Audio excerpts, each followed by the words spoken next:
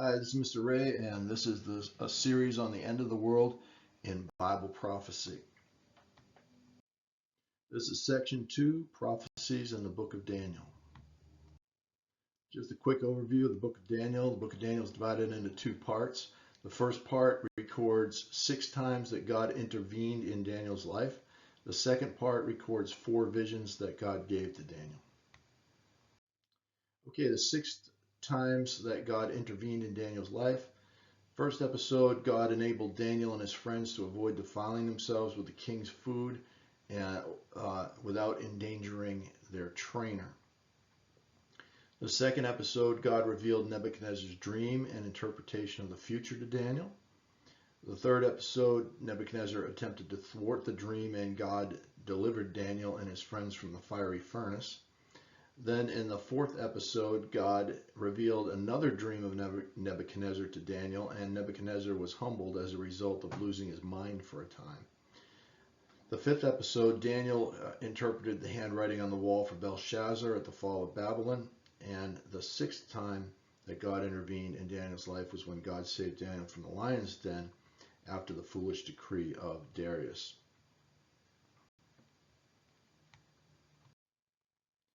The 4 visions that were given by God to Daniel. The first vision was in the first year of Belshazzar. It was a vision of 4 beasts. The second vision was in the 3rd year of Belshazzar, a vision of a ram, a goat, and a little horn. The third vision was in the first year of Darius, which was a vision of 77s. And then the 4th vision was in the 3rd year of Darius, 3rd year of Cyrus, which was a detailed vision of the future. Okay, so we'll get into some detail now on things pertaining to the future in the book of Daniel, and we'll start with the second intervention by God in Daniel's life. This is where Nebuchadnezzar had a dream that deeply disturbed him. He forgot what the dream was about, but he was still disturbed by it. The wise men, the astrologers, the soothsayers, the magicians were the psychics of that time. They had a false reputation of themselves that they could perform all sorts of miraculous wonders and see into spiritual mysteries. And the king supported them with free food and lodging based on the idea that they could help him in these types of matters. So Nebuchadnezzar called together these advisors and he demanded that they tell him both the dream and its meaning. They complained that he was being unfair. He should tell them the dream and then they would show him what it meant. And the king became furious. His advisors, he was realizing that his advisors were either useless or they were plotting against him. Till the time be changed. In Daniel chapter 2, verse 9, that means to change from the time of his rule to the next king. So in other words, he felt like they were either couldn't show him what it meant, which meant they were all phonies, or they wouldn't show him what it was meant because they were in league against him. So Nebuchadnezzar commanded to have all of his advisors killed. Well, Daniel got word of this and realized that he was under a death sentence.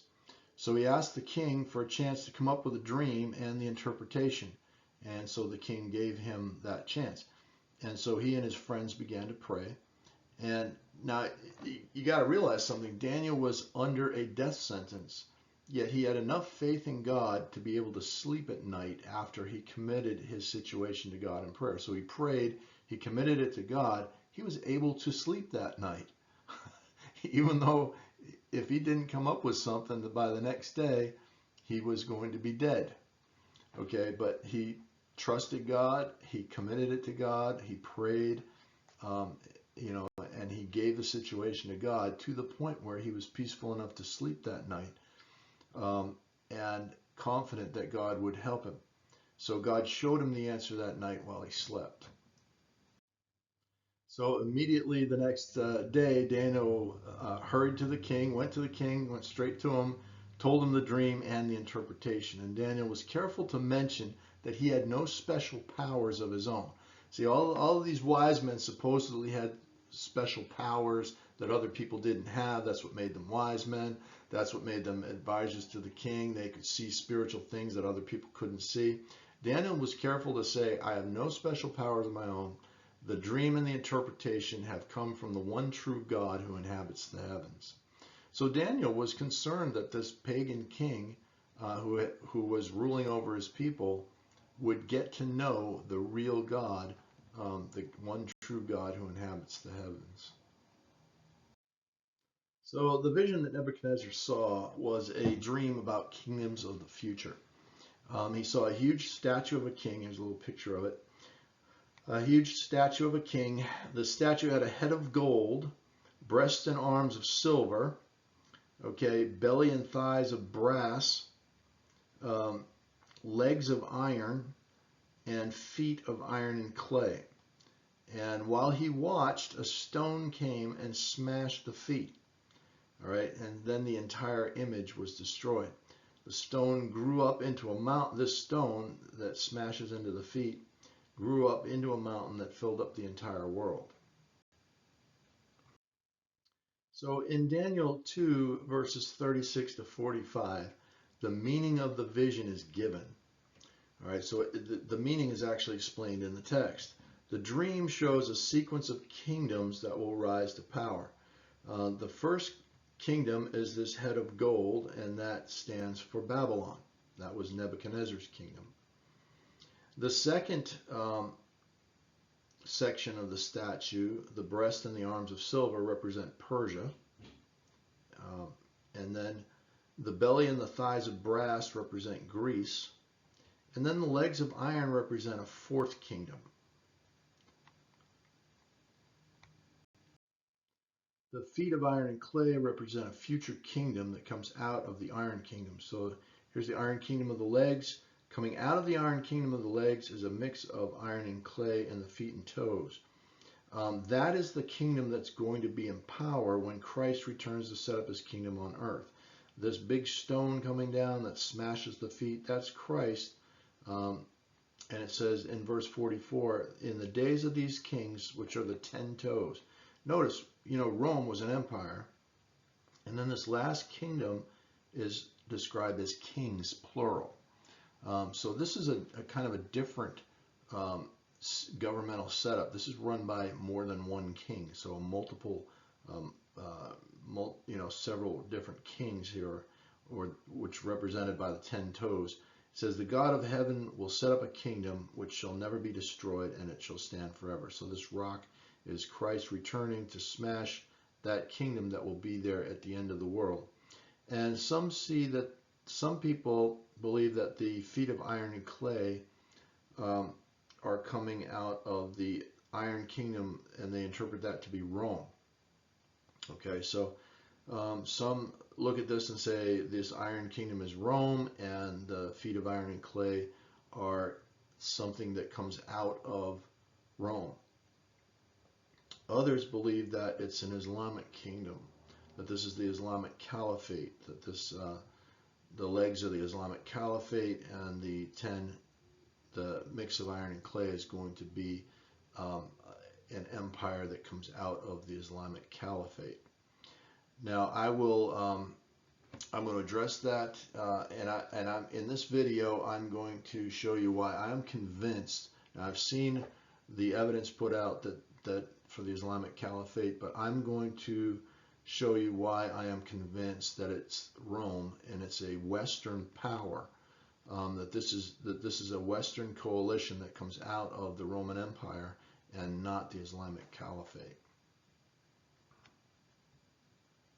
Now, I do believe that the Islamic Caliphate is in Scripture in a different location, and it actually is listed as something in Revelation. But we'll get to that later, and for now I'm just going to show you as we go.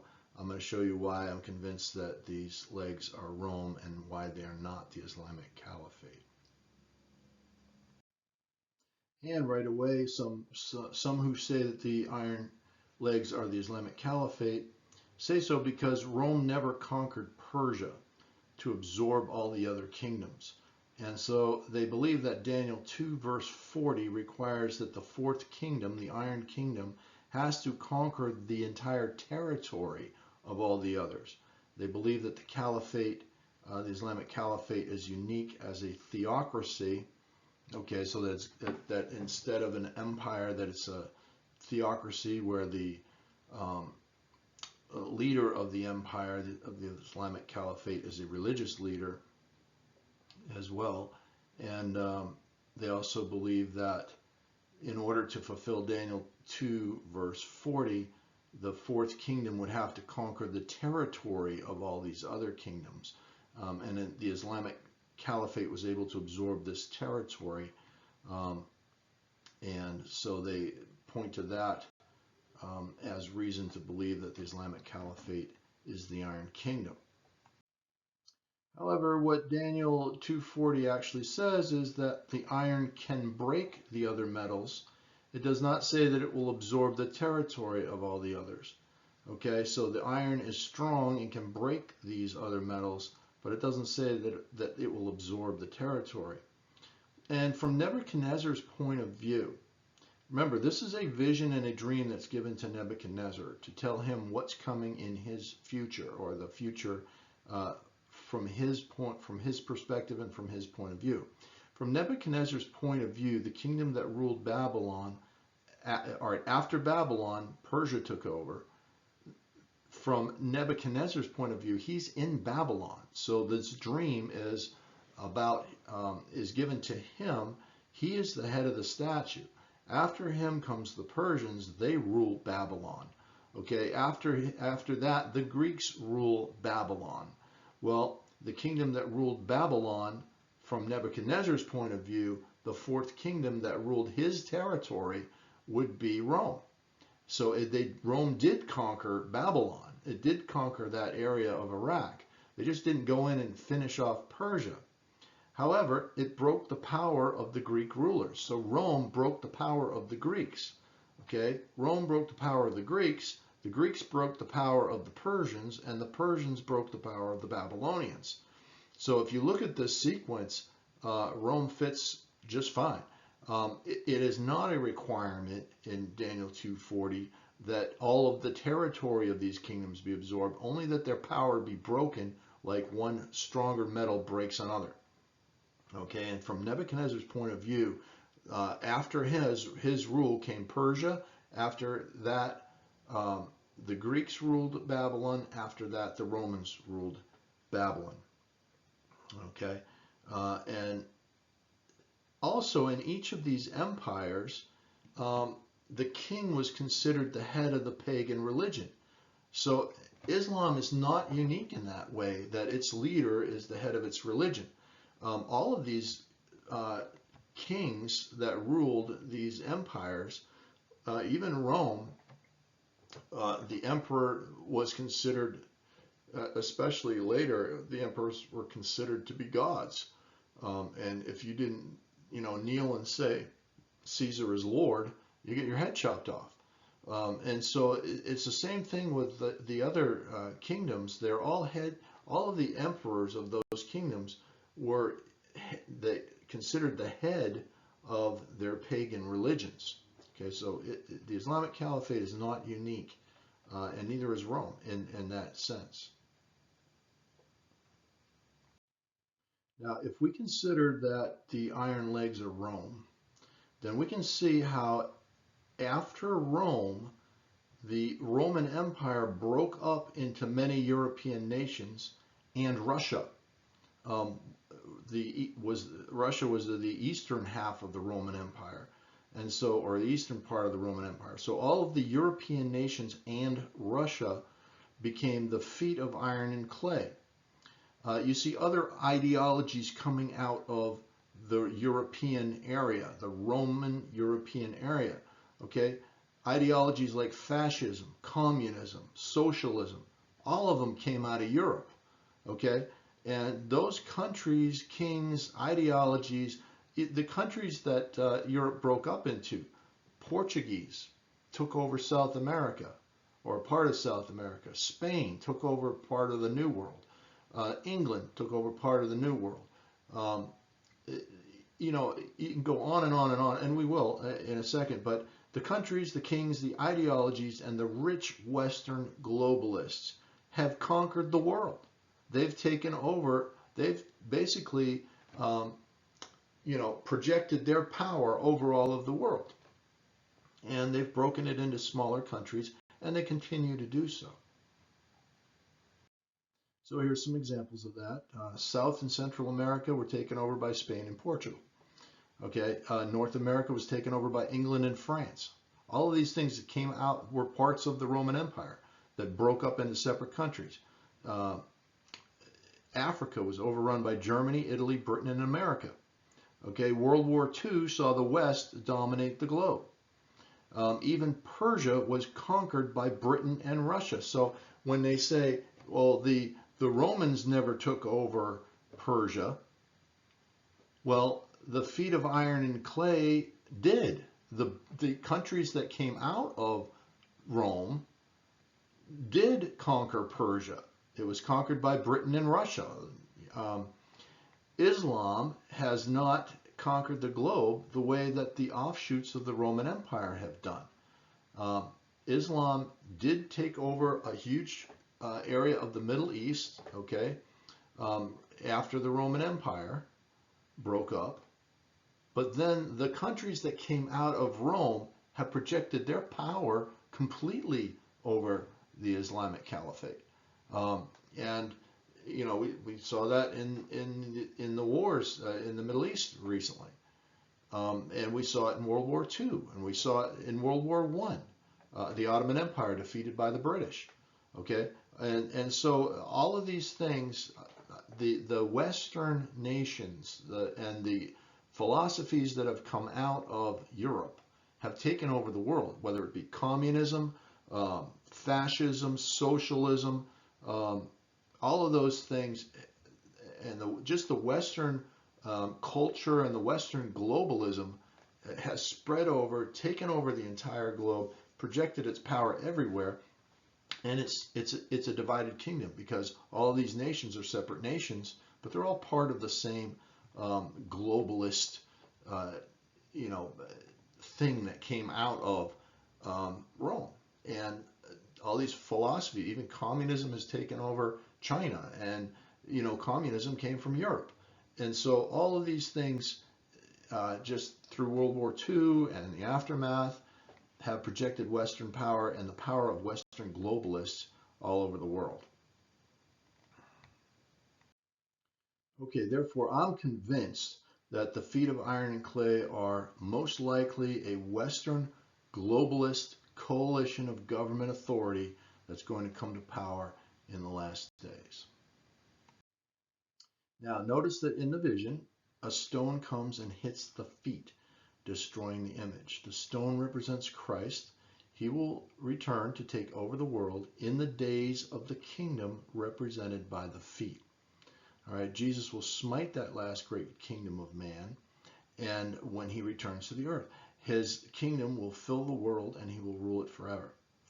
So the future sequence revealed in Daniel 2 is the kingdoms of Babylon, Persia, Greece, and an unnamed kingdom, which I am convinced is Rome. Okay, and then it's followed by a future world kingdom that will be destroyed by Christ when he returns to set up his kingdom, which will be in power forever. Now, it's very interesting to me, and when I was studying this, it just jumped out of the text that immediately after Daniel interprets this dream to Nebuchadnezzar, Nebuchadnezzar turns around and builds a statue. Now, he had a dream of a statue. He turns around and builds a different statue. And in his dream, he was only the head of gold. And that means that his kingdom, his empire, his dynasty, his power was going to come to an end. Well, he doesn't make, and he makes an image that is all gold. Okay, so it looks to me like what Nebuchadnezzar is trying to do is he's trying to change the future. He's trying to make his kingdom last forever. So immediately after the dream was interpreted, Nebuchadnezzar creates a statue made completely of gold, and he commands everyone to worship that image. All right, so the head of gold in his dream was his own dynasty. An entire statue of gold would represent his unending dynasty. So he wants his family and his dynasty to go on forever. And maybe he thinks that if everybody prays to this thing, the spiritual power of that will cause it to happen. That everybody is united, everybody is praying to this statue, and that will cause his kingdom to last forever. All right, it looks to me like that was Nebuchadnezzar's attempt to use the spiritual power of worship to make his dynasty continue forever. And I just can't escape the symbolism, the fact that he just had a dream of an image that only had a head of gold, and now he turns around and makes an image where the whole statue is gold. So now you can imagine the implications of that. If you refuse to worship that image, what you're saying to the king is, we don't want your dynasty to last forever. And it's almost, it's rebellion against the king. It's saying that, now in a spiritual sense, it's saying there's a higher power than you, king. It's God, and God is the one who decides, what kingdoms are going to rise and fall on the earth. But it's also, from Nebuchadnezzar's point of view, if he's got this statue and if everybody prays to it, his kingdom will last forever. If you don't, then you're saying that you don't want his kingdom. You're an enemy of the kingdom. And so you're an enemy of his kingdom. And so anyone who refuses to worship the image of gold would be saying that they didn't support the king's dynasty lasting forever. They would be cast into a furnace of fire. And so Daniel and his friends refused to worship the image. And sure enough, they're cast into the fire. But inside that fire, there is a fourth person, and Nebuchadnezzar says it looks like the Son of God. And he's correct. It was the Son of God. So Daniel and his friends refused to worship the image. God intervened and rescued Daniel and his friends from the fiery furnace. The next vision of Daniel is the vision of four beasts from Daniel 7. And Daniel 7 verse 1, in the first year of Belshazzar, king of Babylon, Daniel had a dream and visions of his head upon his bed. Then he wrote the dream and told the sum of the matters. Daniel spoke and said, I saw in my vision by night, and behold, the four winds of the heaven strove upon the great sea. And four great beasts came up from the sea, diverse one from another. The first was like a lion, and had eagle's wings. And I beheld till the wings thereof were plucked, and it was lifted up from the earth, and made to stand upon the feet as a man. And a man's heart was given to it. And behold, another beast, the second like to a bear, and it raised up itself on one side, and it had three ribs in the mouth of it, between the teeth of it. And they said thus unto it, Arise, devour much flesh. After this I beheld, and lo, another like a leopard, which had upon the back of it four wings of a fowl. The beast also had four heads, and dominion was given to it. After this I saw in the night visions, and behold, a fourth beast, dreadful and terrible and strong exceedingly, and it had great iron teeth. It devoured and broke in pieces, and stamped the residue with the feet of it. And it was diverse from all the beasts that were before it, and it had 10 horns. I considered the horns, and behold, there came up among them another little horn, before whom there were three of the first horns plucked up by the roots. And behold, in this horn were eyes like the eyes of man, and a mouth speaking great things. I beheld till the thrones were cast down, and the Ancient of Days did sit, whose garment was white as snow, and the hair of his head like the pure wool. His throne was like the fiery flame, and his wheels as burning fire. A fiery stream issued and came forth from before him. Thousands ministered unto him, and 10,000 times 10,000 stood before him. The judgment was set, and the books were opened. I beheld then because of the voice of the great words which the horn spoke. I beheld even till the beast was slain, and his body destroyed and given to the burning flame. As concerning the rest of the beasts, they had their dominion taken away, yet their lives were prolonged for a season and time. I saw in the night visions, and behold, one like the Son of Man came with the clouds of heaven, and came to the Ancient of Days, and they brought him near before him. And there was given him dominion and glory and a kingdom, that all people, nations, and languages should serve him. His dominion is an everlasting dominion which shall not pass away, and his kingdom that which shall not be destroyed. So again, the four beasts. The first one, a lion with eagle's wings. Second one, something like a bear with 3 ribs in its mouth. Third one, a leopard with 4 wings and 4 heads. And then the fourth one was a beast with iron teeth and 10 horns. In the fourth beast, a little horn that plucks up 3 other horns that are also in the fourth beast,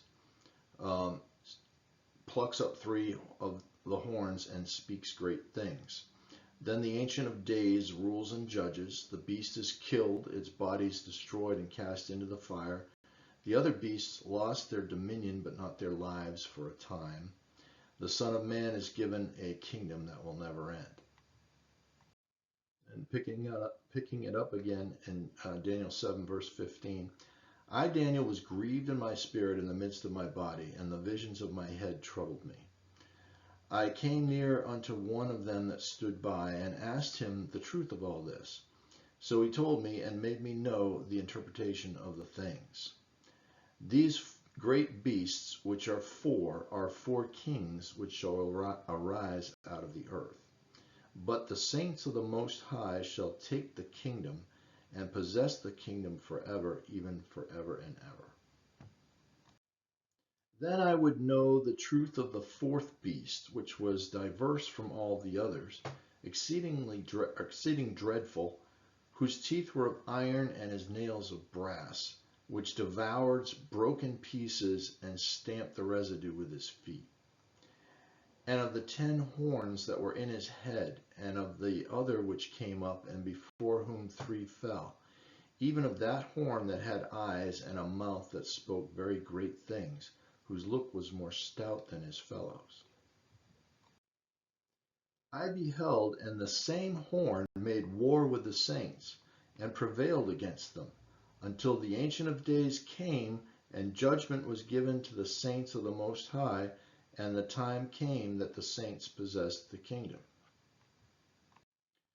Thus he said, the fourth beast shall be the 4th kingdom upon earth, which shall be diverse from all kingdoms, and shall devour the whole earth, and shall tread it down and break it in pieces. And the 10 horns out of this kingdom are 10 kings that shall arise, and another shall rise after them, and he shall be diverse from the first, and he shall subdue 3 kings. And he shall speak great words against the Most High, and shall wear out the saints of the Most High, and think to change times and laws. And they shall be given into his hand until a time and times and the dividing of time. But the judgment shall sit, and they shall take away his dominion, to consume and to destroy it unto the end. And the kingdom and dominion and the greatness of the kingdom under the whole heaven shall be given to the people of the saints of the Most High, whose kingdom is an everlasting kingdom, and all dominions shall serve and obey him. Hitherto is the end of the matter. As for me, Daniel, my cogitations much troubled me, and my countenance changed in me, but I kept the matter in my heart. Now Daniel seems familiar with the first 3 beasts. He's living in the time, and actually in the end of the time of Babylon. So the lion with eagle's wings is Babylon, and this corresponds to the head of gold in Nebuchadnezzar's vision of an image. The second beast, the bear with 3 ribs in its mouth, is Persia, and the 3 ribs may represent Lydia, Babylon, and Egypt, which were conquered by Persia. The third beast is the leopard with 4 wings and 4 heads, and Greece, or Macedonia, under Alexander was divided into 4 kingdoms with Alexander's generals. So if you'll notice this beast, this would be Babylon, then Persia, then comes Greece. And these 3, first Babylon dominated God's people at the time of Daniel. After that, Persia dominated God's people. After that, Greece dominated God's people. And Greece then, after Alexander is killed, divides up with his 4 generals. So you'll notice that his 4 wings, which is his 4 generals, and his 4 heads, which are the generals who become rulers, okay, and it divides into 4 kingdoms. So I've often heard it said that this 4th beast was Antiochus. However, Antiochus would have been a descendant of one of these 4 heads, and that he was still part of the Greek kingdom that was divided into 4 kingdoms at the death of Alexander. So I don't think that I'm convinced that the 4th beast is not Antiochus. Okay, so just wanted to put that out there, because Antiochus would have been one of these 4 heads on the Greek beast, or he would have been a descendant of one of the 4 heads on the Greek beast. He wouldn't have been a completely different beast, having nothing to do with the Greek. Now, the 4th beast is not named by Daniel. Some people believe that it's the Islamic Caliphate, as I mentioned earlier. Others believe it's Rome. The next kingdom to dominate God's people, the Jewish people, after Greece, was definitely Rome. So I'm convinced that this 4th beast represents Rome for that reason, in addition to the reasons that the iron legs represented Rome when we talked about Daniel 2. As I said before, I'm convinced that this 4th beast is the next empire that ruled over God's people, which was the Roman Empire. So I believe that's the Roman Empire. And then there's 10 horns that rise out of this beast. And I believe that this is a future coalition that rises out of the fragments of the Roman Empire. Because the final horn, which is, everybody pretty much agrees that the final horn, if it's not Antiochus, it's the Antichrist that's coming in the future. And so if that little stout horn pulls up 3 of the other horns, then it implies that all 10 of those horns are in existence or in power when that final little horn comes to power. And so let's look at what happened to the Roman beast, or the Roman Empire. The Roman Empire, well, Rome rose and fell and then divided into the European nations. Those nations colonized and dominated the world, and we talked about this earlier, especially Europe, the Americas, and Australia. Now, Western globalists are amassing political, financial, and military power. Also, fascism, communism, and socialism all came out of Europe. So whatever you're being dominated by at this point in Earth history, it's almost to the point where this everything that's come out of Rome and come out of Europe has ended up dominating the world, even in World War II, and the aftermath of World War II, the rise of communism, which came out of Europe, all these things that have come out of Europe and come out of this 4th beast has pretty much almost reached the point where they've taken over the whole world. And they certainly have conquered the Islamic nations more than once. In World War I, the British defeated the Ottoman Empire. World War II, first the Germans invaded North Africa, then the British came through, and then even Persia was attacked at one point by Britain and Russia. And those are 2 countries that have come out of the old Roman Empire. So all of these nations that were once parts of the Roman Empire have spread worldwide, colonized, developed nations worldwide, and now those nations are the ones that are dominating the world.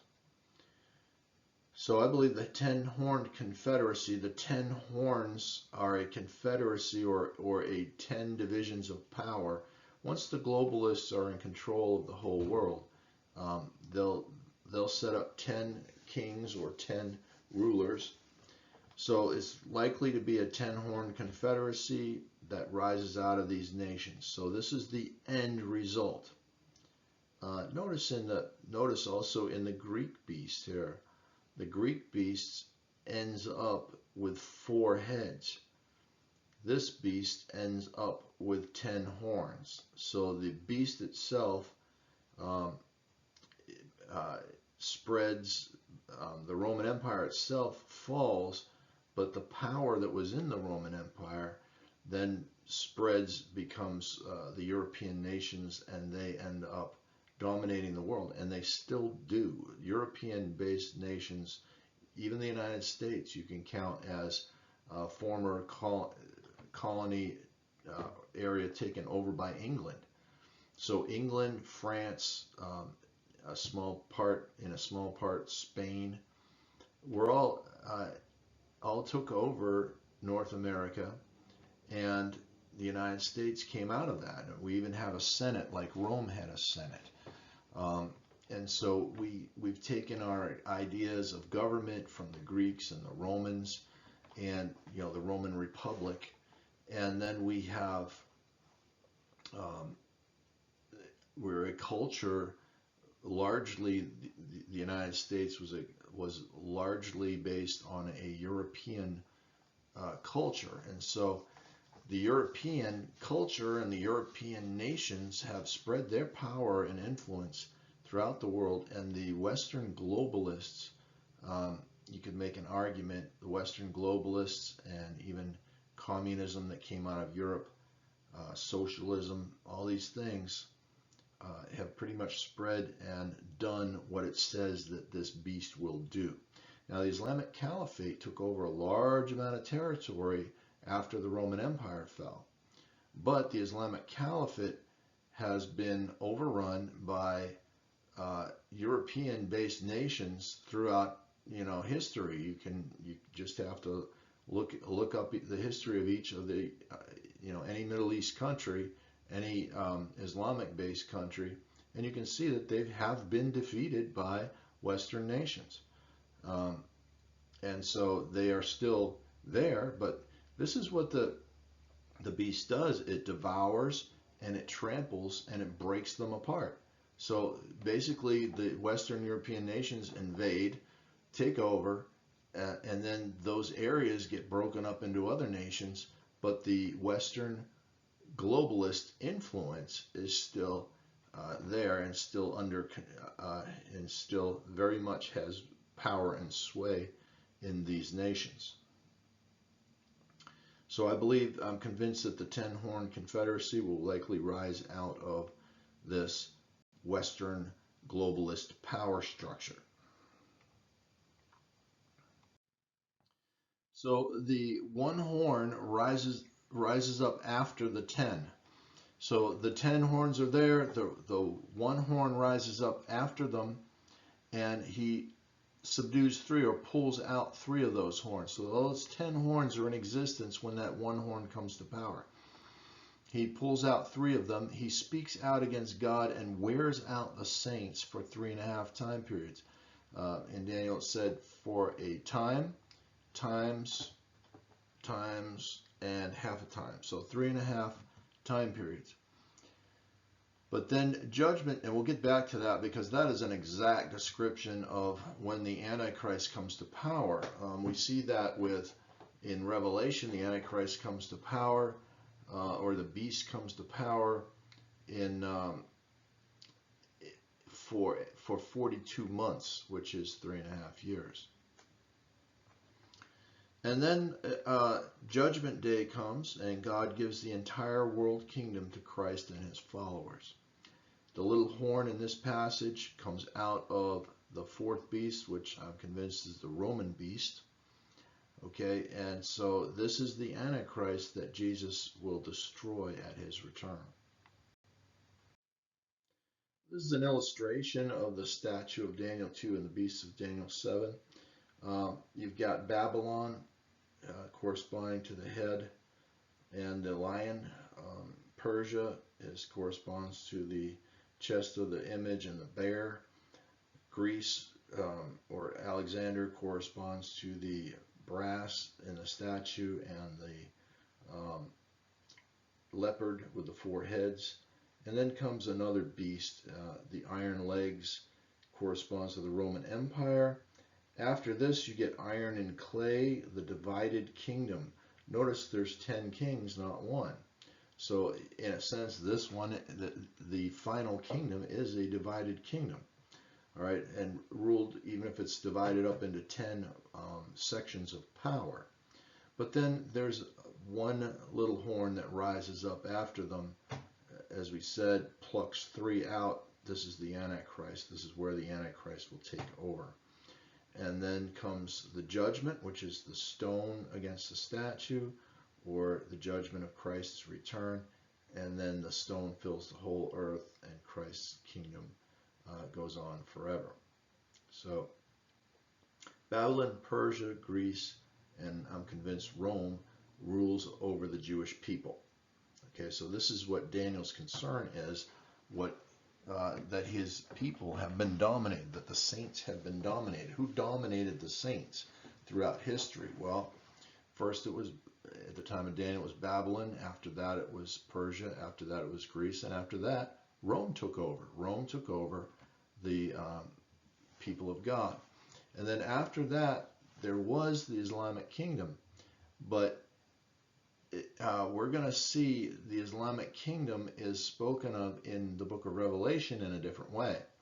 This last 10 horns here comes out of the Roman Empire. And so, and it rules the entire world.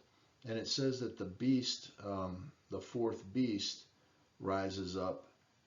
And so if the fourth beast that rules over God's people is Rome, and then this beast breaks up, but the countries of this beast spread then and take over the entire earth, that fulfills the prophecy.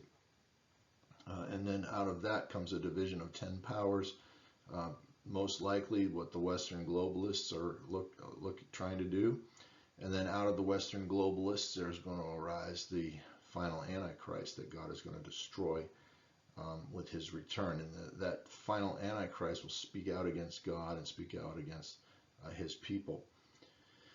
And then Christ will return and destroy the kingdom of the Antichrist. The next vision in the book of Daniel is from Daniel chapter 8, the ram, the goat, and the little horn. Start with verse 1. In the 3rd year of the reign of King Belshazzar, a vision appeared unto me, even unto me, Daniel, after that which appeared unto me at the first. And I saw in a vision, and it came to pass when I saw. So in other words, this is the same type of vision that he saw the first time. And I saw in a vision, and it came to pass when I saw that I was at Shushan in the palace, which is in the province of Elam. And I saw in a vision, and I was by the river of Ulai. Then I lifted up my eyes and saw, and behold, there stood before the river a ram which had 2 horns. And the 2 horns were high, but one was higher than the other, and the higher came up last. And I saw the ram pushing westward and northward and southward, so that no beast might stand before him, neither was there any that could deliver out of his hand. But he did according to his will and became great. And as I was considering, behold, a he-goat came from the west on the face of the whole earth, and touched not the ground, and the goat had a notable horn between his eyes. And he came to the ram that had 2 horns, which I had seen standing before the river, and ran unto him in the fury of his power. And I saw him come close unto the ram, and he was moved with choler against him, and smote the ram, and broke his 2 horns. And there was no power in the ram to stand before him, but he cast him down to the ground and stamped upon him. And there was none that could deliver the ram out of his hand. Therefore the he-goat waxed very great, and when he was strong, the great horn was broken, and for it came up 4 notable ones toward the 4 winds of heaven. And out of one of them came forth a little horn, which waxed exceeding great toward the south, and toward the east, and toward the pleasant land. And it waxed great even to the host of heaven, and it cast down some of the host and of the stars to the ground, and stamped upon them. Yea, he magnified himself even to the prince of the host, and by him the daily sacrifice was taken away, and the place of his sanctuary was cast down. And a host was given him against the daily sacrifice by reason of transgression, and it cast down the truth to the ground, and it practiced and prospered.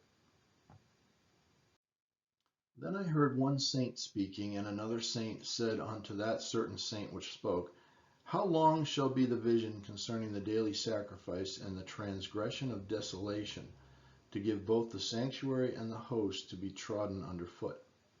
And he said unto me, Unto 2,300 days, then shall the sanctuary be cleansed.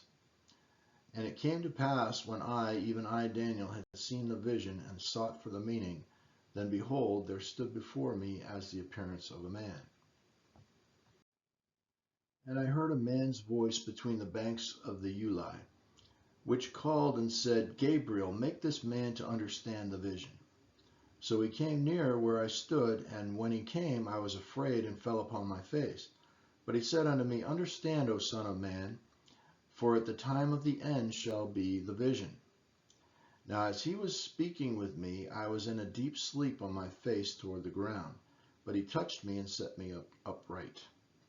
And he said, Behold, I will make you know what shall be in the last end of the indignation, for at the time appointed the end shall be.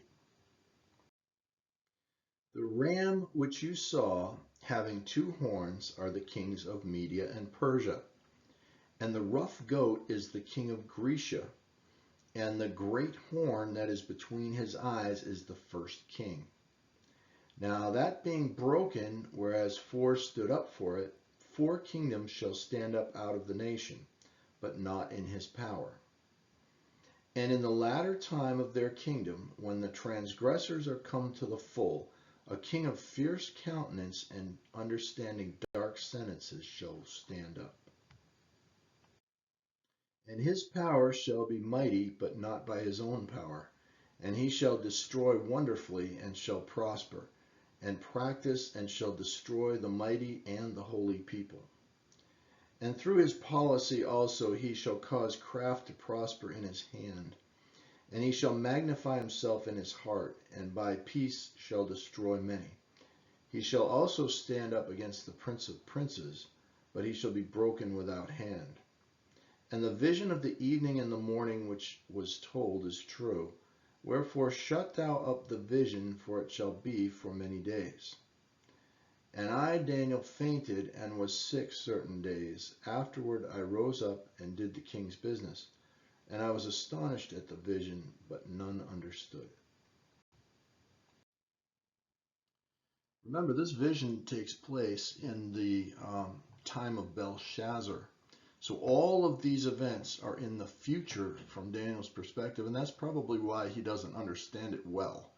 Okay, but the vision does say that the ram is the kings of Media and Persia. Now the Persians rose up second and were greater. They expanded to the west, the north, and the south.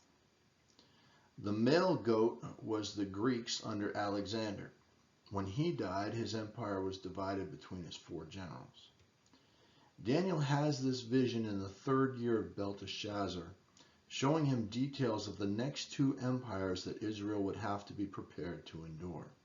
So basically, this is a vision of the kings of Media and Persia and the Greeks under Alexander and under his 4 generals and their descendants.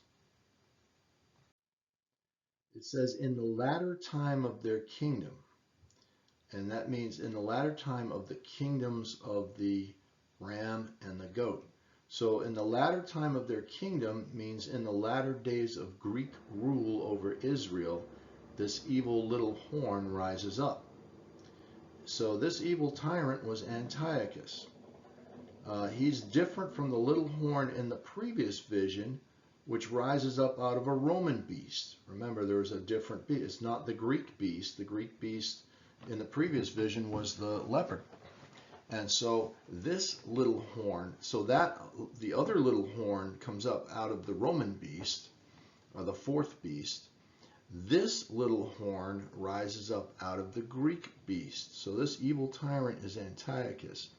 He's different from the little horn in the previous vision, which rises up out of the Roman beast and will be defeated by Christ at his return. This horn rises up out of the Greek beast. He had the same spirit motivating him. Okay, so the Antiochus has the same spirit of Antichrist motivating him. Satan has always wanted to defile the temple of God and have himself worshipped instead of God.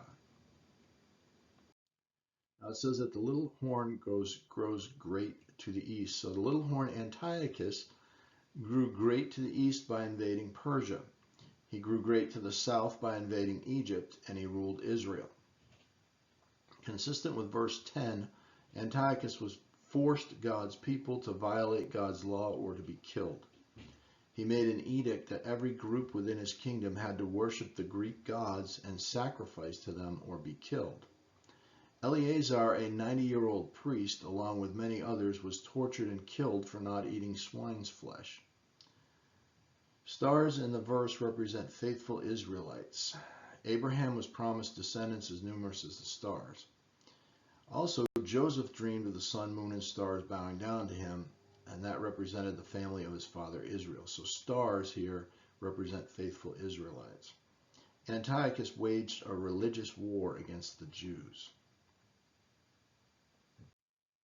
So we're going to see how Antiochus fulfills each part of this passage, and you can go back and look up some of the verses that I'm referencing as we go along.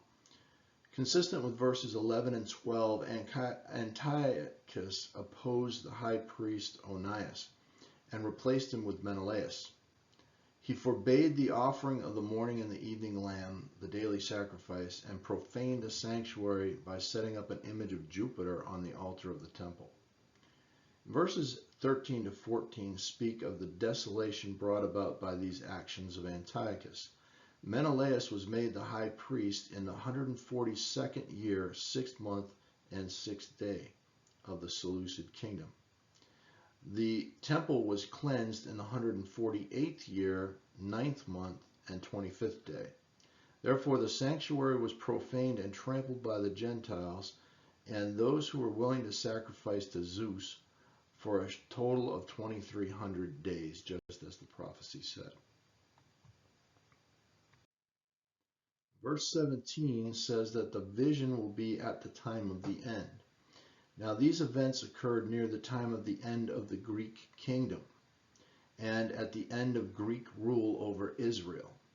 So this is what it talks about at the time of the end. It's not saying at the time of the end of the world. Neither is it saying at the time when Christ would return. So we saw another little horn that came out of a different beast, that came out of the fourth beast, that is going to rule the entire world, and Christ will destroy him at his coming. This little horn is like that horn because they're both little horns, so they both have the same evil spirit behind them. But this one comes out of the Greek beast. It definitely refers to Antiochus, and it will happen at the end of the Gentiles' rule or the Greek rule over Israel. Time of the end of the Greek kingdom, from about 165 BC at the cleansing of the temple until 63 BC, Israel was free from Greek rule. So at the time of the end refers to the end of the Greek kingdom, okay, not the end of the world. Verse 25 states that this leader would be broken without hand. Antiochus was defeated and killed, but not in warfare. And here's how that happened. He heard that the Jews had cleansed the temple. He vowed to make Jerusalem a common grave and gave orders to attack. As soon as he said it, he was struck with an incurable plague of worms in his bowels that multiplied so fast that sometimes flakes of skin dropped off. The violent torments and stench of this disease allowed no one to come near him. His disease continued for some time. At first, Antiochus tried to go through with his plans to destroy Jerusalem, but finally he gave up and admitted that he had been struck with disease for what he had done to the Jews. So again, this happened at the time of the end of these two beasts. All right. So now, in an attempt to regain his health, he wrote courteous letters to the Jewish leaders and vowed to allow them religious freedom if he recovered. So he's trying to make a deal now. He realizes God has smitten him, and he's trying to make a deal with them. He's, I'll be nice to you if I recover. Seeing that he would not recover, he said this. He said, "It is meet to submit to God, and for man who is mortal not to set himself in competition with God." So this is the spirit of the Antichrist. Not this here where he's been humbled, but it's that the Antichrist is the same spirit as the devil. He wants to set himself in competition with God. He wants to show himself that he's God. All right, and he wants to be in competition. He wants to take the place of God or be in the place of God. So he says it's meet or it's fitting to submit to God, and for a man who is mortal not to set himself in competition with God. He died miserably in the mountains of Pakada near Babylon about 160 BC. After that time, Israel existed as an independent kingdom until the Romans conquered it in 63 BC. So we can see a parallel here between the two little horns. Another parallel. It says the Jewish people had to deal with the little horn from the Greek beast before the first coming of Christ, and they will have to deal with the second little horn that rises out of the Roman beast that will be destroyed by Christ's return. The next prophecy in the book of Daniel is from Daniel chapter 9. It's the prophecy of the 70 weeks. And starting with Daniel chapter 9, verse 20, "And while I was speaking and praying and confessing my sin and the sin of my people Israel, and presenting my supplication before the Lord my God for the holy mountain of my God, yea, while I was speaking in prayer, even the man Gabriel, whom I had seen in the vision at the beginning, being caused to fly swiftly, touched me about the time of the evening oblation. And he informed me and talked with me and said, O Daniel, I am now come forth to give you skill and understanding. At the beginning of your supplications, the commandment came forth, and I am come to show you, for you are greatly beloved. Therefore understand the matter and consider the vision. 70 weeks are determined upon your people and upon your holy city, to finish the transgression and to make an end of sins, and to make reconciliation for iniquity, and to bring in everlasting righteousness, and to seal up the vision and prophecy, and to anoint the most holy. Know therefore and understand that from the going forth of the commandment to restore and to build Jerusalem unto the Messiah, the Prince, shall be 7 weeks and 62 weeks. The street shall be built again, and the wall even in troublous times. And after 62 weeks shall Messiah be cut off, but not for himself. And the people of the prince that shall come shall destroy the city and the sanctuary, and the end thereof shall be with a flood, and unto the end of the war desolations are determined. And he shall confirm the covenant with many for 1 week, and in the midst of the week he shall cause the sacrifice and the oblation to cease, and for the overspreading of abominations he shall make it desolate, even until the consummation, and that determined shall be poured upon the desolate. Now, this prediction has caused a lot of problems for people who have tried to figure it out.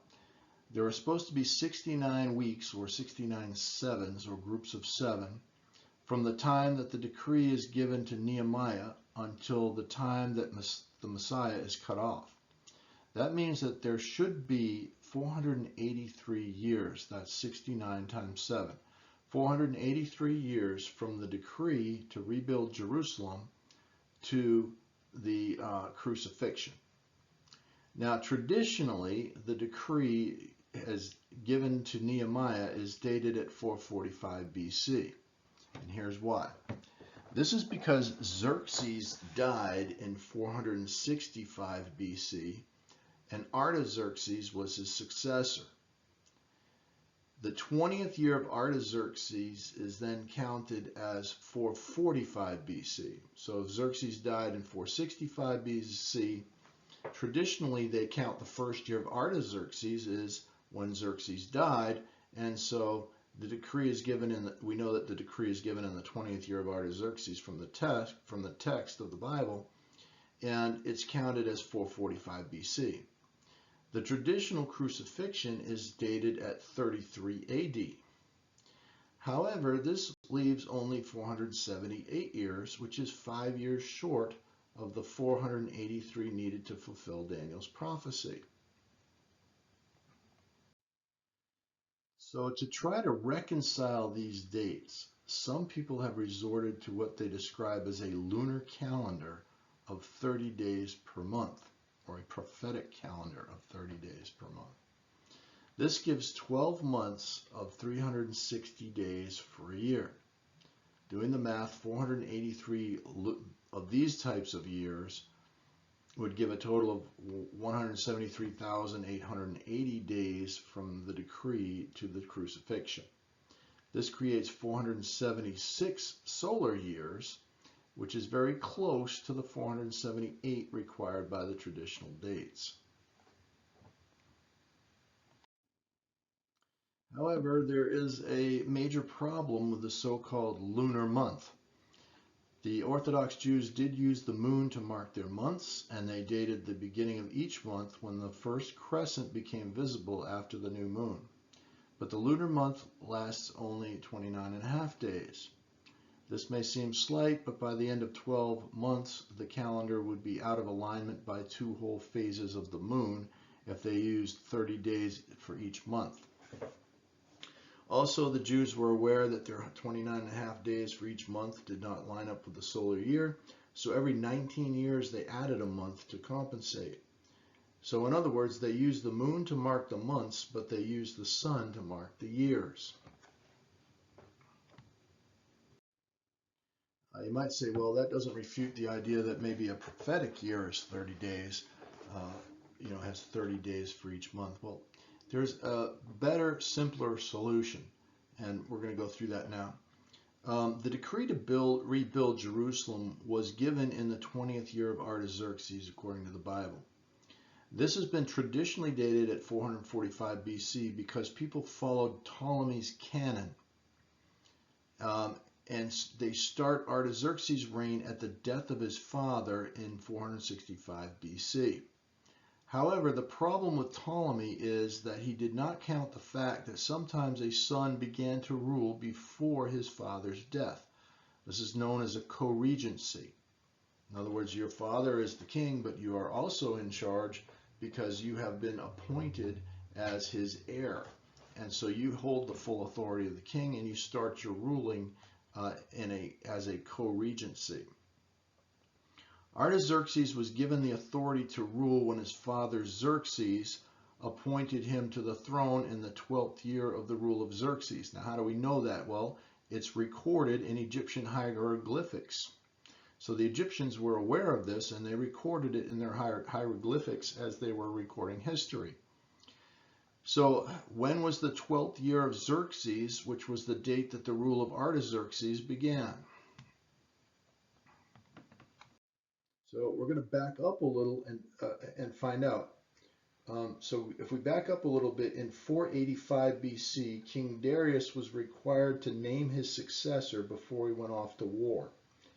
he declared Xerxes to be his successor. So they had a rule that if you were going to go off to war, you had to name who was going to be, who was going to rule in your place if you were killed in the war. And so he named Xerxes to be his successor. Darius died that same year. So that would make 485 BC the first year of Xerxes. If 485 BC is the first year of Xerxes, then 473 BC is the 12th year of Xerxes, and that's when Artaxerxes was appointed co-regent, according to the Egyptians. That Artaxerxes was declared co-regent with Xerxes in the 12th year of his reign. He started in 485 when Darius was killed. Then Artaxerxes started in his 12th year at 473 BC. 473 BC then would be the first year of Artaxerxes.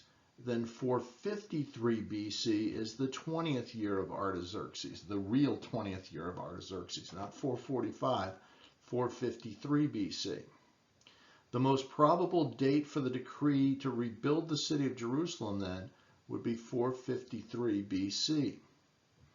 Daniel 9 states that the Messiah would be cut off, but not for himself, after 69 weeks. If we count 69 weeks as 483 normal years, see, now we don't have to resort to lunar years, we don't have to resort to prophetic years. If we just take normal years from the 20th year of Artaxerxes, counting his start at the 12th year of Xerxes, then we come out to the crucifixion of Christ taking place in the year 30 AD. Now, could Jesus have been crucified in 30 AD? If so, Daniel's prediction would be pointing directly to Christ as the Messiah with normal years. Now, traditionally, again, there's that word, traditionally we were wrong about when Artaxerxes started his rule. So traditionally we were wrong about the decree to rebuild Jerusalem. Well, here traditionally churches have taught that Jesus was crucified on Good Friday. This is because Mark, Luke, and John say that the next day was the Sabbath. Discovery of the empty tomb on the first day of the week makes people think of the weekly Sabbath, which is on a Saturday. So Jesus is said to be crucified on Friday and raised from the dead early Sunday morning, the first day of the week. Unfortunately, that sequence of events is impossible. First of all, those same passages mention that the day when Jesus was crucified was the day of preparation for the Passover feast. That is the day before Passover starts. If Jesus was crucified on a Friday, then the Passover Sabbath would fall on a Saturday, the same as the weekly Sabbath day. Now, you say, well, why is that impossible? Why couldn't you have both the weekly Sabbath and the Passover Sabbath on the same day? Well, unfortunately, from 22 AD to 37 AD, which gives us a big range of years, there was no Passover celebrated on a Saturday. So a Friday crucifixion followed by a Saturday Passover would be impossible from 22 AD to 37 AD. All right, Good Friday is based on confusion between the weekly Sabbath and the Passover Sabbath.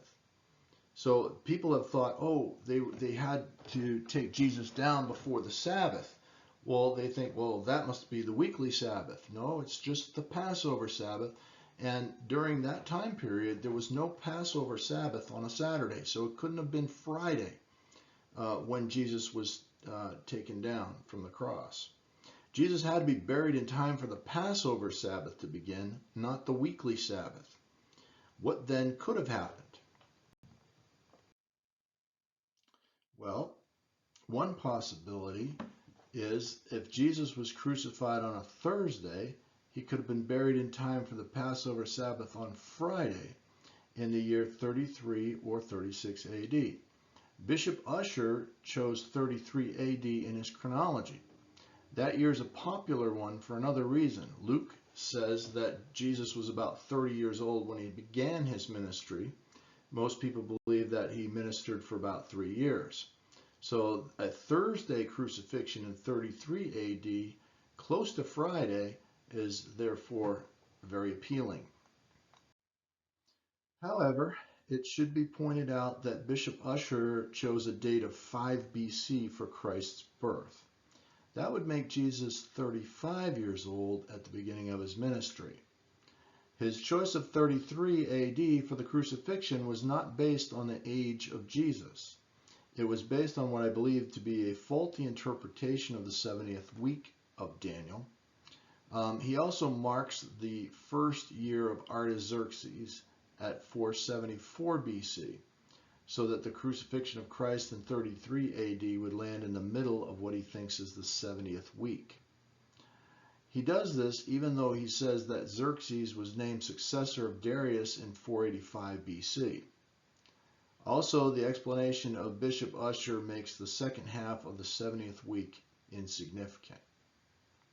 Okay, so Bishop Ussher chose 33 AD for his crucifixion, not because of the age of Jesus. Jesus would have been 35 according to Bishop Ussher. And he wouldn't have started his ministry at about age 30. Okay? And so it's all based on Bishop Ussher's interpretation of the 70th week of Daniel, which I believe is faulty. Okay, and so we're going to offer a better idea next. All right, now scripturally, there's another problem with a Thursday crucifixion of Christ. In Matthew 12:40, Jesus said that he would spend 3 days. Let's see if we get this in the picture. I can't. All right, 3 days and 3 nights in the heart of the earth. If Jesus is buried Thursday before sunset, he will spend Thursday night, Friday, Friday night, Saturday, and Saturday night in the heart of the earth. That's 3 nights and 2 days. Sunday morning can't be counted because the tomb was already empty while it was yet dark in John 20:21. Late Thursday afternoon before sunset could be counted as the 3rd day, but then Jesus would have risen on the 3rd night, not the 3rd day. Since a Friday crucifixion is impossible, what about a Wednesday crucifixion?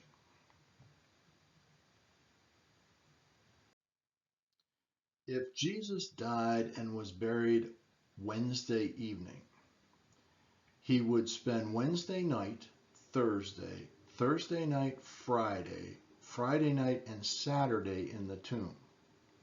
This would be 3 days and 3 nights. If he rose from the dead Saturday evening, he would have risen on the 3rd day. The tomb would be opened not to let Jesus out, but to allow the disciples to see that it was already empty on Sunday, the 1st day of the week. Now, since Jesus would have been buried as the Jewish Thursday began, see, the Jewish Thursday would begin Wednesday evening. So Jesus is crucified, the sun goes dark at noon, he's on the cross until about a little after 3 o'clock. So just before sunset, he comes down, they take him down off the cross, he's died, okay? And he then is buried as the Jewish Thursday, right before the Jewish Thursday begins. Jewish Thursday beginning Wednesday at sunset. And then the sealing of the tomb and posting of the guards was done on Thursday, according to Matthew. Then, the same time he was buried. Then the 3rd day, since all these things were done, would be Sunday. Thursday, Friday, Saturday, Sunday. It would be the 3rd day, would be the 1st day of the week. The women would have rested on the Passover Sabbath on Thursday, bought and prepared their spices on Friday, rested on the weekly Sabbath Saturday, then headed for the tomb near daybreak Sunday to finish the whole burial operation. Now they started a little bit of the burial operation, but he had to be put into the tomb quickly before the Passover Sabbath began that evening. And so before the Passover Sabbath began, they had to get him into the ground quickly. Then they were going to go and finish the embalming job on the first day of the week after the weekly Sabbath, Saturday. So they would have headed for the tomb near daybreak Sunday. So all the scriptures then that we put together, all the actions that the women were taking, all the guards, the actions, all these things are in harmony with a Wednesday crucifixion followed by a Thursday Passover Sabbath. Well, the Passover Sabbath occurred on a Thursday in the years 26, 30, and 37 AD. This means that Jesus could have been crucified on Wednesday, April 5th, 30 AD, the day before the Thursday Passover Sabbath that year. This would be 69 sevens, or exactly 483 years after the 20th year of Artaxerxes, in 453 BC. Jesus would have begun his ministry when he was about 30 years of age, if he was born about 3 BC. Since our modern calendar was shifted about 4 years, Jesus may have been born in 4 or 5 BC and still be about 30 years old when his ministry began. If he was crucified in 30 AD at the 4th Passover of his ministry, and he was born in 4 BC, he would have begun his ministry very close to 30 years of age. So when we look at all the evidence put together, there is an exact fit at 30 AD for both the Daniel prophecy and all the scriptures about the crucifixion, including the fact that Jesus said he would be in the earth for 3 days and 3 nights, and he would rise on the 3rd day. So 3 nights, 3 days, he would rise on the 3rd day. And so that fits very well with a Wednesday crucifixion. 30 AD puts the prophecy in Daniel on the exact year of the crucifixion of Christ, using normal years. Okay, so if we look at Daniel 9:25, the 69 weeks is broken down into 7 weeks and 62 weeks. So a possibility for the reason that that's broken up is if we start at 453 BC for the decree to rebuild Jerusalem, then 7 weeks later, or 49 years, would bring us to 404 BC. And that was about the time that the Old Testament canon was completed. So that may be why it's broken into 7 weeks and 62 weeks. The first 7 weeks finishes up the Old Testament, and then there's 62 weeks, and then there's the start of the new covenant when Jesus dies and rises from the dead. So let's recap a little bit. We start off in 485 BC. Darius appoints Xerxes as a successor, and Darius dies later that year. So that is the first year of Xerxes, because that's the year he's appointed to be the successor, and it's also the year that Darius died. So that's an undisputed year for Xerxes to start, is 485 BC. Well, then in the 12th year of Xerxes, according to the Egyptians, Artaxerxes is made co-regent, ruler together with Xerxes. That would be 473 BC. Then 465 BC is when Xerxes dies, and then Artaxerxes is by himself. Well, if we take the 20th year of Artaxerxes to be the 20th year after he actually started in 473 BC, that would bring us to 453 BC for the decree to rebuild Jerusalem. And then 69 weeks later, or 483 years later, brings us to exactly 30 AD. And when there was a Thursday Passover, then Jesus would have been crucified on Wednesday. He would have been in the earth 3 days and 3 nights, and would have risen on the 3rd day. And that would be 483 years after the decree to rebuild Jerusalem. Okay, based on the fact that Artaxerxes was made co-regent in the 12th year of Xerxes. So all of the evidence that we have out there fits exactly with the 30 AD crucifixion, Jesus being born around 3 BC. He would have been about 30 years old when he started his ministry, and then 3 years, that would have been 27 AD, and then in 30 AD, he would have been cut off, not for himself, but for our sins, and then he rose from the dead. Now, Daniel 9:26 describes what will happen after the 69 weeks and before the 70th week that is described in verse 27. Messiah is cut off, but not for himself. So he was cut off to pay for the sins of anyone who will believe in him. Then it says that the people of the prince that shall come shall destroy the city and the sanctuary, and the end thereof shall be with a flood, and unto the end of the war desolations are determined. So the Romans destroyed the city and the temple in 70 AD. Therefore, the prince to come must be a Roman.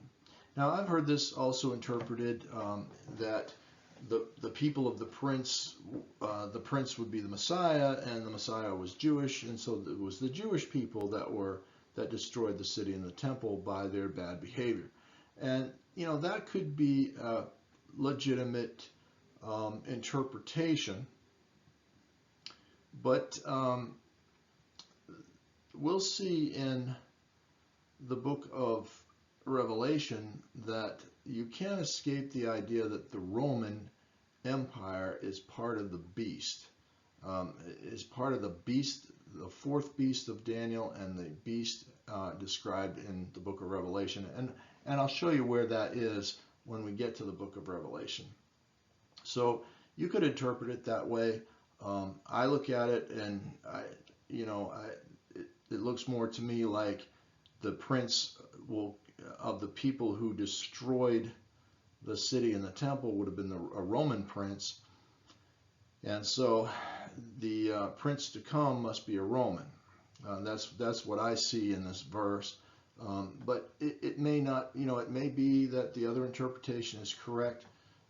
Either way, we're going to see a Antichrist come from a beast, and the Roman Empire is part of that beast, and that's absolutely spelled out in the book of Revelation, and we'll get to that in that video. So hang in there if you disagree, that's fine. You'll see the explanation and why the Roman Empire is part of the beast as described in Revelation. So at any rate, the Romans destroyed the city and the temple in 70 AD. Therefore, according to this interpretation, the prince to come is a Roman. So if the 69 weeks brings us to 30 AD and the temple is destroyed in 70 AD, there's already a significant gap between week 69 and week 70. In fact, I believe that week 70 has not yet occurred, and we're going to look at whether or not what the evidence is for that. Well, in Daniel 9:24, the purpose of the 70 weeks is described. It can be argued that the crucifixion and the resurrection of Jesus completed the first part of that purpose, which is to finish the transgression and to make an end of sins and to make reconciliation for iniquity and to bring in everlasting righteousness. Now, transgression, to finish the transgression may or may not be finished, okay? But the solution for finishing transgressions is available through the sacrifice of Christ, but those who reject it are continuing in transgression. So, but even so, if we take the first part of this purpose is to finish the 70 weeks, is to finish the transgression, to make an end of sins, to make reconciliation for iniquity, to bring in everlasting righteousness. We can say that Jesus did that. Now, the second part of the purpose, which is to seal up the vision and prophecy, to anoint the most holy, all right, for sealing up vision and prophecy and anointing the most holy seems to have extended beyond 70 AD. So John on the island of Patmos received a vision and a prophecy that was given about 95 AD.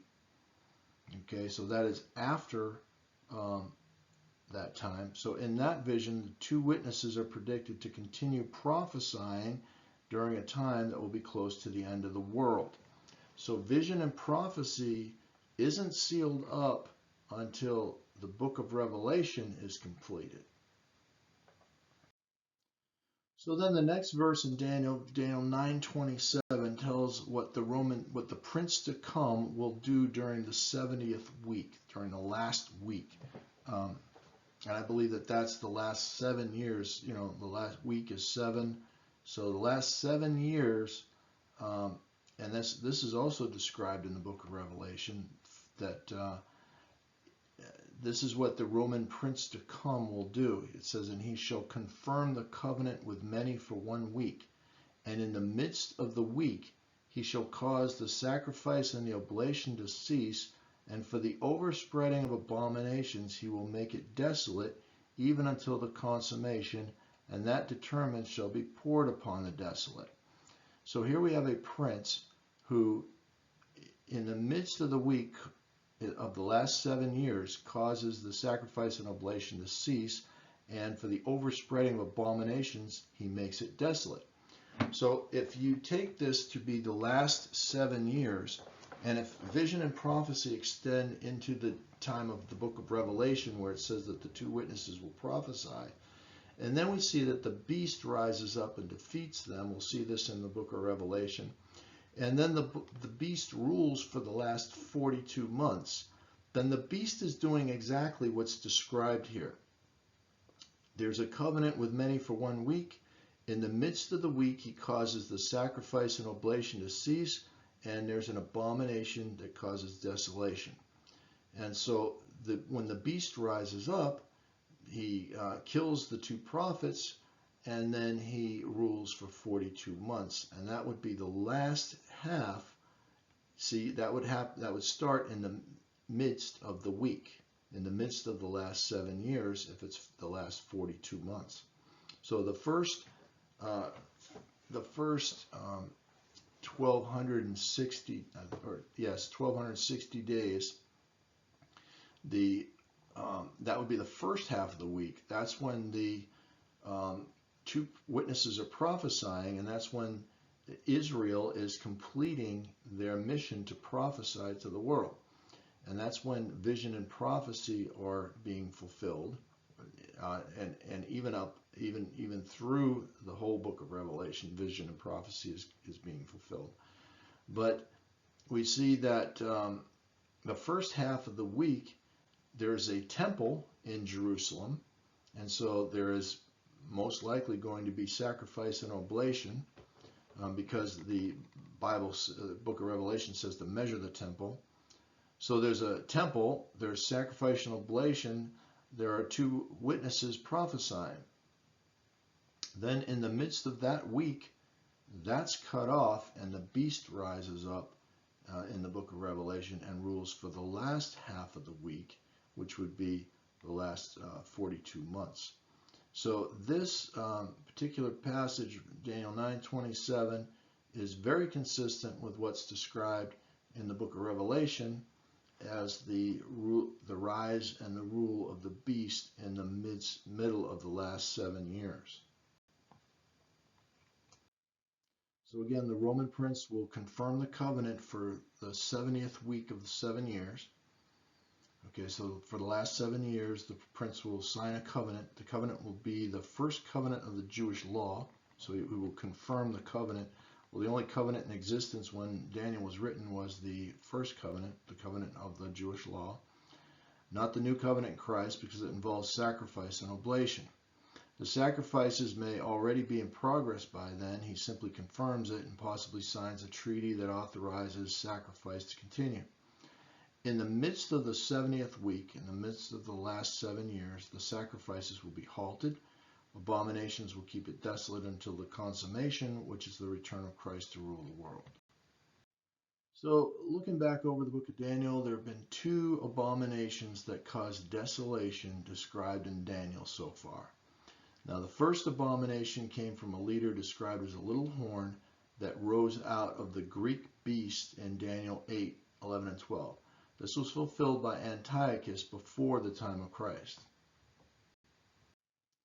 But Jesus mentioned in Matthew 24 and Mark 13 that the abomination of desolation would happen again. Daniel describes another little horn from the Roman beast in Daniel 7:8, and in Daniel 9:27 this Roman prince is described who causes again another abomination. So we'll hear more details of the second leader who has a Roman power base when we read about the prophecies in the book of Revelation. So then the fourth and final vision of Daniel is given to him in the first year of the rule of Darius. It covers chapters 10 through 12 of Daniel. So this is after the Persians have taken over. Daniel gets another vision, and this vision gives a detailed view of history to prepare the Jewish people for what lies ahead starting at the time of Daniel. Chapter 10 describes a visit that Daniel gets from an angel, and chapters 11 and 12 give the details of his message. Now, for these chapters, I'm not going to read the verses, but I will tell you what each section is talking about and which ones have been fulfilled.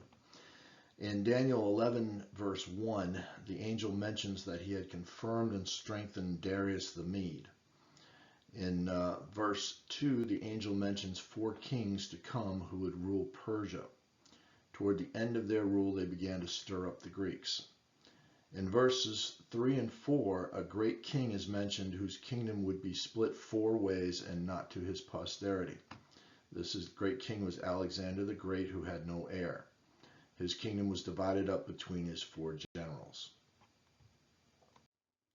Verses 5 and 6 describe the Ptolemies of Egypt and Seleucus, Nicanor of Syria.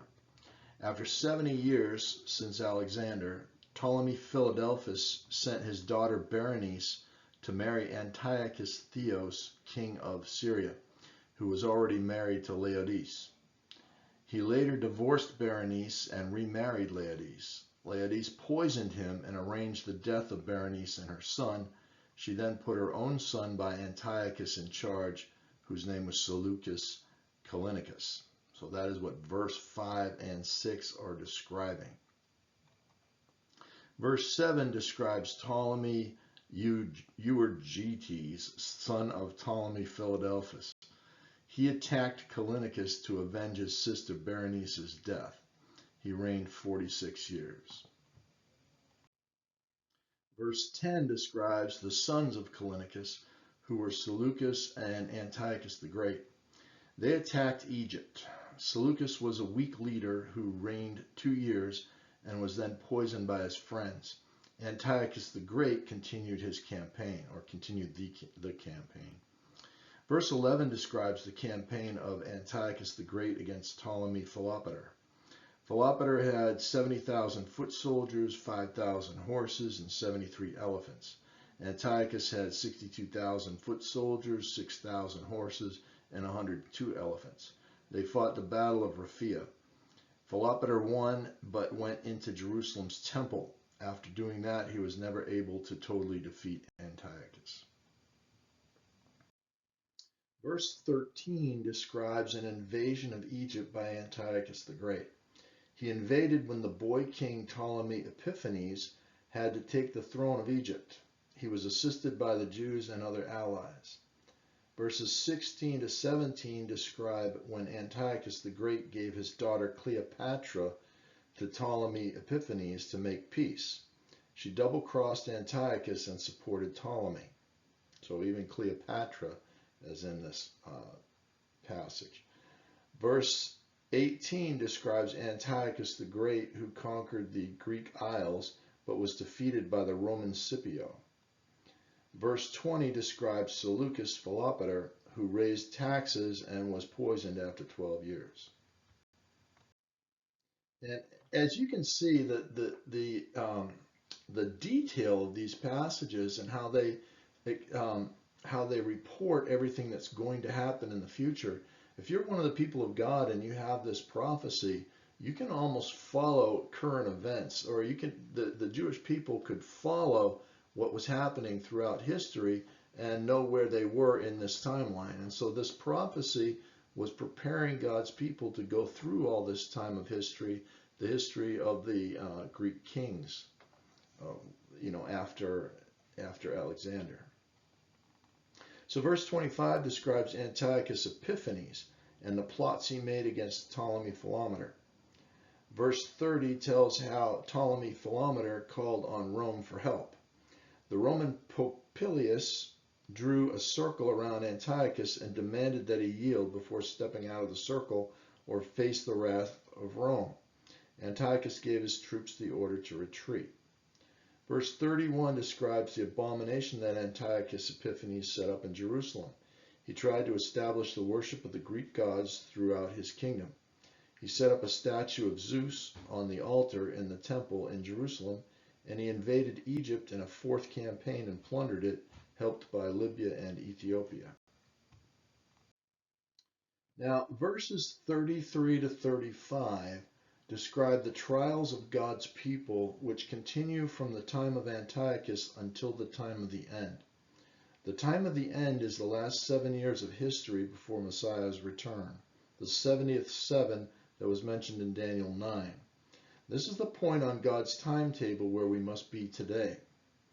All right, so verses 33 to 35 are really key to understanding what has already been fulfilled in this passage and what is yet to be fulfilled. Christians and Jews are being persecuted worldwide because these two groups are associated with God's Word. The Old Testament and First Covenant came into the world through the Jewish people. The New Testament and New Covenant is being proclaimed to the world through the Christian. They shall fall by the sword and by flame, by captivity and by spoil many days. And so this talks about the trials of God's people from the time of Antiochus until the time of the last 7 years when they come. Verses 36 to 39 describe the character of the one who is king at the time of the end. Antiochus had the same character because they're driven by the same demonic entity pictured in Scripture as the little horn. However, the description of this leader and what follows does not fit Antiochus. So this is how we know where to divide this scripture. So before I go on, I want to read those verses or the verses where it transitions from the time of Antiochus till the time of the end, and that would be verses 33 to 35. Here it says, and starting with verse 33, and they that understand among the people shall instruct many, yet they shall fall by the sword and by flame, by captivity and by spoil many days. So right there it tells you this is a long time period. They're going to fall by the sword and by flame and by captivity and by spoil many days. And then it says, when they shall fall. Now when they shall fall, they shall be helped with a little help, but many shall cleave to them with flatteries. Verse 35, and some of them of understanding shall fall, to try them and to purge and to make them white, even to the time of the end, because it is yet for a time appointed. So in other words, this passage is covering many, many days. It covers a long period of history where God's people are persecuted. And in verse 35, it says, even to the time of the end. So this is talking about all the way to the time of the end. And that's why the next verses don't really apply to Antiochus. They don't fit what people went through with Antiochus. Now Antiochus had the same character. Verse 36 says, and the king will do according to his will. He will exalt himself and magnify himself above every god. So Antiochus had that same character, but the events that it describes after that don't really fit Antiochus. And so if we pay attention to verses 33 to 35, we see that there is persecution of God's people for many days, for a long period of time, and then it says even to the time of the end. And then it describes, after that, it describes the time of the end. So that's where the description is now. We'll pick it up now in verses 40 to 45. Say that at the time of the end, powers from the south and north will collide in Israel. The Middle East will become a battlefield. The future leader will set him up, the future king, who's like Antiochus, but again, this is going to be the king that comes out of the Roman beast. The future leader will set himself up in the glorious holy mountain, and his end is predicted. Chapter 12, verses 1 to 3, look forward to that time, the time of the end. Michael is the angel assigned to fight for the nation of Israel. Chapter 12 describes the time of great trouble. Jesus described the same time in Matthew 24, verse 21, and Mark 13:19. This will be the second half of the last 7 years after the abomination is set up, and there's a period that has great tribulation in it. We don't call it the Great Tribulation because Christians go through tribulation, but we would call it the second half of the last 7 years of Daniel's 70 weeks. So chapter 12 describes a time of great trouble. Jesus described the same time in Matthew 24:21 and Mark 13:19. It also mentions deliverance for God's people and the resurrection of the dead. Verse 4 mentions a sign of the approach of the end, the increase of knowledge, and a time when many shall run to and fro. Throughout history, until the invention of trains, man's ability to run to and fro was limited to the speed of moving on horseback. The modern increase in knowledge and technology have created a whole culture based on transportation, commuting, shipping, and generally running to and fro. This is a sign that we're getting ever closer to the time of the end described in Daniel. Verses 5 through 7 mention that the power of the holy people, Israel, will be scattered at the end for a time, times and a half. If we compare this with Daniel 9:27, we see that the prince will cause the sacrifice and oblation to cease in the middle of the 70th week. That would leave 3.5 years for the power of the holy people to be scattered at the end. All right, so those two passages go together.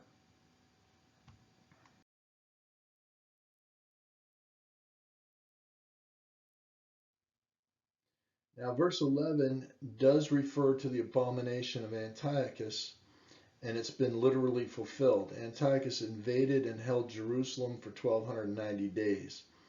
The 335 days is 45 days later and may refer to when he was struck with a dreadful disease. Before he died, Antiochus admitted that he had been struck by God for what he had done to the Jews. He wrote letters to them promising religious freedom if he could recover, but it became clear that he would not. By the time he died, Israel was independent of the Greek kings. Israel maintained about 100 years of independence before falling under the rule of the fourth beast, which was Rome. So Daniel's prophecies detail the Greek rule for the benefit of the Jews before Christ. His prophecies also point to the future rule of Rome, both at the time of Christ and at the time of the end. But the majority of his specific details refer to the times of Greek rule. Verse 13 concludes the book of Daniel and promises that Daniel will one day be raised from the dead to receive his reward. All right, let's summarize the prophecies found in the book of Daniel. The first one was the dream that Nebuchadnezzar had of an image that represented Babylon, Persia, Greece, and a fourth kingdom that I'm convinced is Rome. And then there was a coalition from Rome, that would be the feet of mixture of iron and clay in the feet, a coalition from Rome to be destroyed by Christ, or a coalition that comes out of what was left of the Roman Empire, the countries that came out of the Roman Empire, the Western globalist civilization. And then Daniel had a vision of 4 beasts, Babylon, Persia, Greece, and a fourth beast, again, Rome. And then a 10-kingdom group from Rome, followed by a little horn, which would be the Roman little horn that's defeated by Christ when he returns. third vision in the book is the vision of the ram and the he-goat. This represented Persia and Greece, and it was followed by a Greek little horn, Antiochus, and his reign of terror. And so this warned the people from the time of the Greek kings through the time of Antiochus setting up his abomination. And notice that this little horn came out of the Greek beast. The other little horn came out of the fourth beast, which was not the Greek beast. And then we go to the 77s, a prediction pinpointing the Messiah, and we saw how it pinpointed Jesus' crucifixion for our sins, his death and his resurrection happening at the exact year that it was predicted. So prediction pinpointing the Messiah and pointing toward a final 7-year period that's yet to come, the 70th week of Daniel.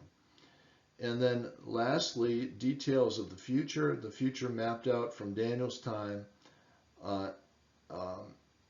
and the detail of the Greek kings up until the end of the Greek rule.